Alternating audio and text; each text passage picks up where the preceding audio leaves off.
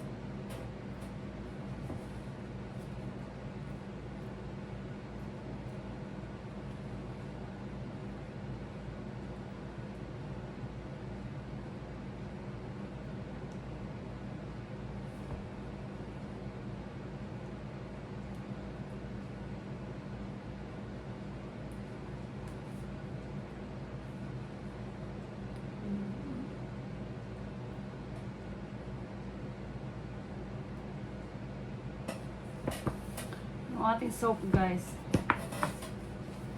Yan yung design ng ating soap.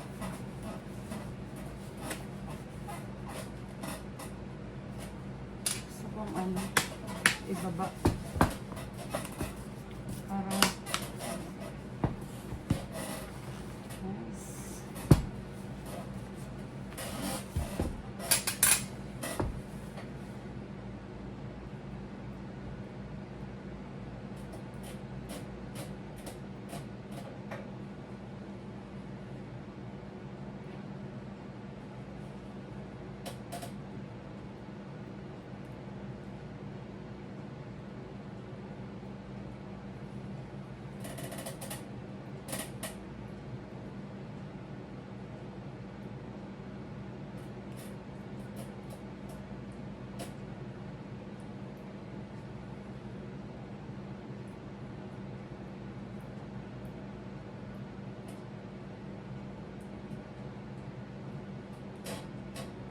Ayan na guys, yung ating premium tallow with aloe vera.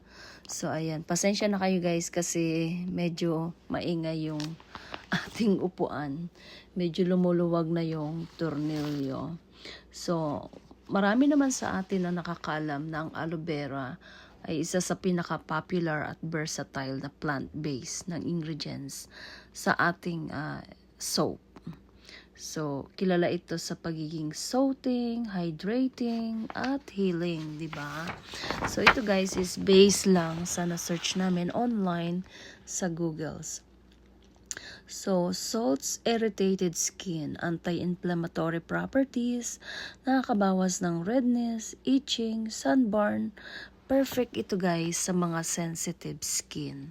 So, yan ang benefits ng aloe vera. And then, deep hydration din ang aloe vera. So, high in water content, nagbibigay ng natural moisture, lightweight, at hindi greasy. So, great para sa oily at sa mga dry skin. At para naman sa mga healing and skin repair, nakakatulong sa minor cuts, burns, acne, scars. So, ayan guys, kung kayo ay maraming tagihawat. So, maganda itong sabon na to. Kasi ito ay pinaghalong tallow with aloe vera. So, dahil sa polysaccharides at vitamins. So, ang aloe vera rin is rich in nutrients and antioxidants. Vitamin A, C, E, B12, mineral and enzymes. Nakakatulong sa skin repair, anti-aging, healthy glow. So, anti-aging support ang aloe vera, guys. And nakakatulong gawing smooth ang skin, bawasan ang fine lines. So, mas youthful, nakakabata guys, at radiant ang ating balat nang dahil sa aloe vera benefits. And also, perfect talaga ito sa ating soap na ating ginawa. soothing and cooling effect.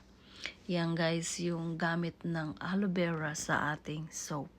Gentle lather in soaps, luxury, moisturizing feel. So, madalas ginagamit sa facial bars, lotions, and body cream ang aloe vera. So, ayan guys yan yung benefits ng ating aloe vera. So, kaya hindi basta-basta yung mga benefits ng ating sabon. Napakaraming benefits.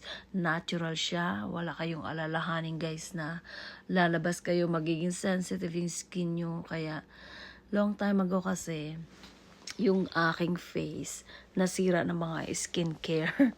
So, gumamit ako ng mga skincare na tapos para siyang, di ba yung ng ating skin, kapag tinuklap mo ng tinuklap yan, so na yung nasira. Tapos naging natural na lang yung ginamit ko, nag-hide na lang ako moisturizing cream. So, ngayon, syempre, tapos nagkaroon ako ng psoriasis, nagkaroon ako ng maraming pimples, kaya naisipan kong gumawa ng magandang klaseng sabon na makakatulong din, hopefully na makatulong din sa inyo kung gusto nyong i-try. So, hanggang sa muli guys, and see you in my next video, and maraming salamat sa inyong time. Hanggang sa muli.